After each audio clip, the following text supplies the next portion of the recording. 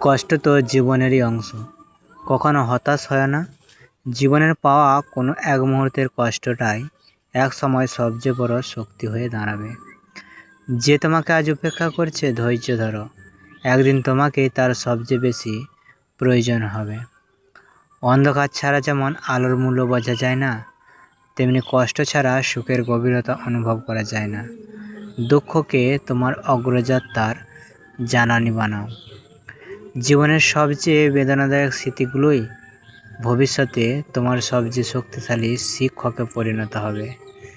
যদি জীবনে কিছু শিখতে হয় তাহলে হাসতে শেখো, কাঁদতে তোমাকে মানুষই শেখাবে। তাই দুঃখকে মেনে নিয়ে এগিয়ে চলো। ভেঙে পড়া মানেই শেষ হয়ে যাওয়া নয়, ভেঙে যাওয়ার পরেও নতুন করে গড়ে ওঠার সুযোগ আসে, আরও মজবুত হয়ে। যখন খুব কষ্টে থাকবে তখন মনে রেখো, এই কঠিন সময়টাও কেটে যাবে, এরপর যা আসবে তা আরও উজ্জ্বল হবে। ব্যর্থ হওয়া মানে হেরে যাওয়া নয়, ব্যর্থতা নতুন করে আবার শুরু করার প্রেরণা। হাল ছেড়ে দেওয়া মানেই হেরে যাওয়া। তোমার ভালোবাসার ক্ষমতা যত বেশি, তোমার ব্যথা অনুভব করার ক্ষমতা তত বেশি।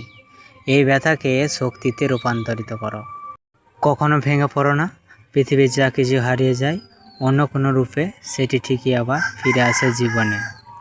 নিজেকে যদি শক্তিশালী করে তুলতে চাও তাহলে একলা কীভাবে থাকতে হয় তা শিখে নাও। তোমার একাকিত্বকে তোমার বন্ধুত্ব বানাও। তোমার চোখে যে জল আছে তাকে শক্তিতে পরিণত করো, কারণ এই অশ্রু প্রমাণ করে তুমি একজন আবেগপ্রবণ মানুষ, এবং আবেগই তোমাকে বড় কিছু করার শক্তি দেবে।